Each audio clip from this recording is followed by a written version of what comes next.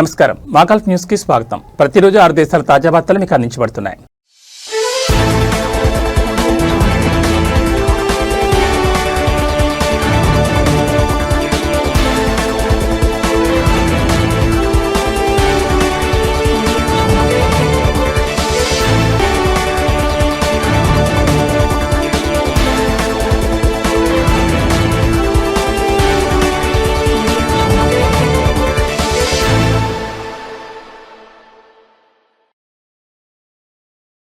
Oman సుల్తానేట్లో రాబోయే ఈద్ పండుగ నేపథ్యంలో హప్తాగా పిలువబడే సాంప్రదాయ మార్కెట్లను నియంత్రించే నిబంధనలను మస్కట్ మున్సిపాలిటీ ప్రకటించింది. వాణిజ్య కార్యకలాపాలతో పాటు ప్రజల భద్రతను నిర్ధారించడానికి వీటిని రూపొందించినట్లు పేర్కొంది. విక్రేతలందరూ తప్పనిసరిగా 3x3 మీటర్ల ప్రామాణిక బ్లూ అంబ్రెల్లాను ఉపయోగించాలని మున్సిపాలిటీ ఆదేశించింది. ఈ నిబంధన గ్రౌండ్ సెల్లింగ్ను నిషేధించింది. అన్ని సరుకులను ఈ నిర్దేశిత నిర్మాణాల కిందనే పెట్టాలని తెలిపింది. మార్కెట్ కార్యకలాపాలు ప్రారంభం కావడానికి కనీసం 5 రోజుల ముందే విక్రేతలు తమ స్టాల్స్ను పూర్తిగా సన్నద్ధంగా ఉంచుకోవాలన్నారు. అమ్మకాల్లో పాల్గొనే ప్రవాస కార్మికులు తప్పనిసరిగా చెల్లుబాటులో ఉన్న లేబర్ కార్డును కలిగి ఉండాలని మున్సిపాలిటీ స్పష్టం చేసింది. ట్రాఫిక్ ప్రవాహాన్ని మరియు పాదచారుల భద్రతను నిర్వహించే ప్రయత్నంలో హప్తా జరిగే ప్రదేశాల్లోకి స్ట్రీట్ వెండర్స్ బ్యాండ్లను నిషేధించారు. ఈ కార్యక్రమంలో ఏమైనా వస్తువులు లేదా పరికరాలు పోయినా లేదా పాడైనా దానికి తాము బాధ్యత వహించబోమని మున్సిపాలిటీ పేర్కొంది. ఈద్కు ముందు కాలంలో ప్రధాన ఆకర్షణగా నిలిచే పశువుల వ్యాపారంపై కూడా ప్రత్యేక నియంత్రణలు విధించారు. పశువుల యజమానులు తమకు కేటాయించిన జోన్లలోనే ఖచ్చితంగా కార్యకలాపాలు నిర్వహించాలి. బహిరంగ రహదారులపై లేదా అధికారిక సరిహద్దుల వెలుపల జంతువులను ప్రదర్శించడాన్ని నిషేధించారు.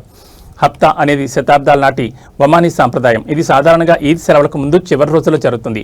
ఈ బహిరంగ మార్కెట్లలో పౌరులు మరియు నివాసులు బలిచ్చే జంతువులు, సుగంధ ద్రవ్యాల నుంచి సాంప్రదాయ ఒమానీ కత్తులు మరియు పిల్లల బొమ్మల వరకు అన్నింటినీ కొనుగోలు చేయొచ్చు.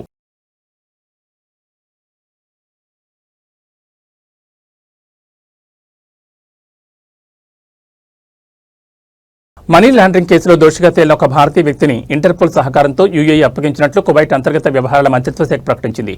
కువైట్, యూఏఈ మధ్య ద్రతా సహకారంలో భాగంగా ఈ అప్పగింత జరిగిందని మంత్రిత్వ శాఖ తెలిపింది. ఈ అప్పగింత ఇంటర్పోల్ అబుదాబి ద్వారా జరిగిందని, దుబాయ్లోని క్రిమినల్ సెక్యూరిటీ బ్యూరో దీన్ని పర్యవేక్షించిందని పేర్కొంది.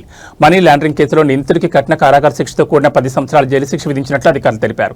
శిక్ష అనుభవించిన తర్వాత అతన్ని దేశం నుండి బహిష్కరించాలని, అలాగే నేర కార్యకలాపాల ద్వారా పొందిన నిధులు, ప్రయోజనాలన్నింటినీ జప్తు చేయాలని కూడా కోర్టు ఆదేశించిందని మంత్రిత్వ శాఖ గుర్తు చేసింది. కువైట్ చట్టాలను ఉల్లంఘిస్తూ దేశంలో మద్యం అక్రమ అమ్మకాలు, వ్యాపారంలో పాల్పంచుకుంటున్న ముఠాను దర్యాప్తులు గుర్తించినట్లు మంత్రిత్వ శాఖ వివరించింది.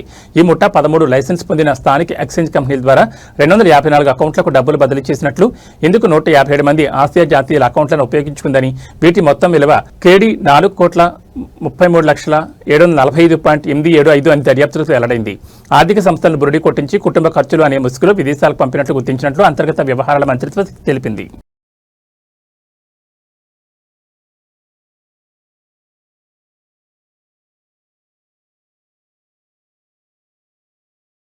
రహదారి భద్రతను మెరుగుపరచడానికి అబుదాబిలో అత్యవసర వాహనాలపై స్మార్ట్ కెమెరాలను ఏర్పాటు చేశారు. వీటి ద్వారా దారి ఇవ్వని వాహనదారులను గుర్తించనున్నారు.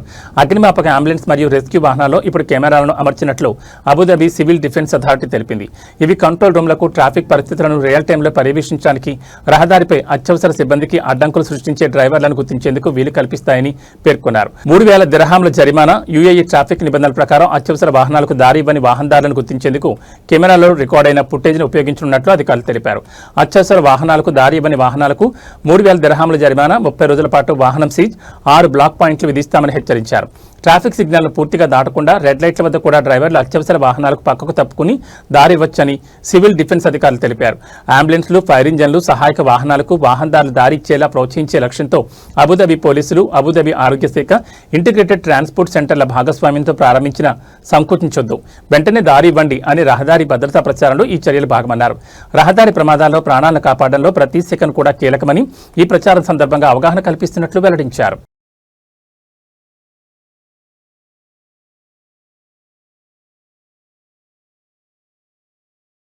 ఖతార్ వ్యాప్తంగా ప్రత్యేక క్లినిక్ సేవలు అందుబాటులోకి రానున్నాయి. ఇందులో భాగంగా అల్వాబ్ ఆరోగ్య కేంద్రంలో నేత్ర వైద్య సేవలను ప్రారంభిస్తున్నట్లు ప్రాథమిక ఆరోగ్య సంరక్షణ సంస్థ ప్రకటించింది. అల్వాబ్ ఆరోగ్య కేంద్రంలో నేత్ర వైద్య క్లినిక్ ఏర్పాటుతో నేత్ర వైద్య సేవలను అందించే ఆరోగ్య కేంద్రాల సంఖ్య 19కి చేరింది. ఖతార్లోని వివిధ ప్రాంతాల్లో ఉన్న ఈ కేంద్రాల ద్వారా ప్రత్యేక ఆసుపత్రులకు వెళ్లాల్సిన అవసరం లేకుండానే అత్యవసర నేత్ర సంరక్షణ సేవలను మరింత సులభంగా పొందేందుకు వీలు కలుగుతుంది. ప్రస్తుతం లీబైబ్, అల్ సజ్, అల్ తుమామ్, అల్ మెషాబ్, షురాపత్, అల్ రయాన్, అల్ ఖోర్, ముయిధర్, అల్ రుబైస్, అల్ సెనీమ్, అల్ రయాన్, వెస్ట్ బే, స్టాల్, అల్ వాజ్మా, మెజైమీర్, ఖతార్ యూనివర్సిటీ, అల్ వక్రా ఎయిర్పోర్ట్, అల్ ఖైలాబ్ ఆరోగ్య కేంద్రాల్లో నేత్ర వైద్య సేవలు అందుబాటులో ఉన్నాయి.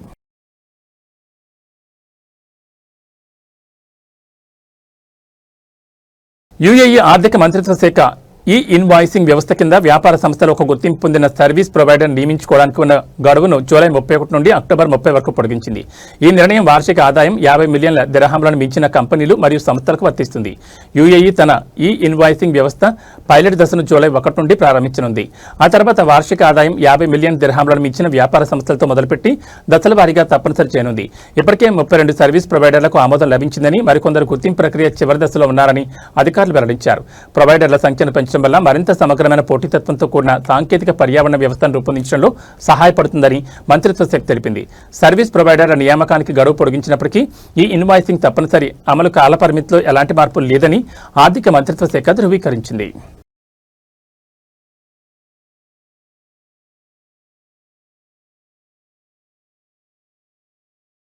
Iran Islamic Revolutionary Guard Corps మరియు వెలాయత్ అల్ ఫకీహ్ సిద్ధాంతంతో సంబంధం ఉన్న ఒక సంస్థలో రద్దు చేసిన ఇస్లామిక్ పండితుల మండలికి అనుబంధంగా ఉన్న సభ్యులు, వారి అనుచరులు ఉన్నారని బహ్రెయిన్ అంతర్గత వ్యవహారాల మంత్రిత్వ శాఖ ప్రకటించింది.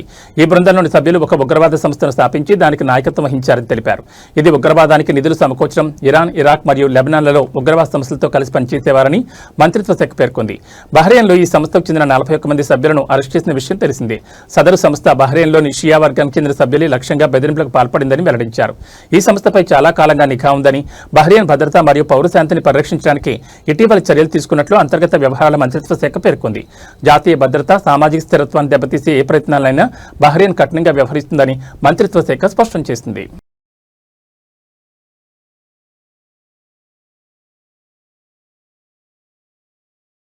ఇవి మా కల్ప్ న్యూస్ విశేషాలు. మరో బులెటిన్లో మళ్ళీ కలుసుకుందాం. నమస్కారం.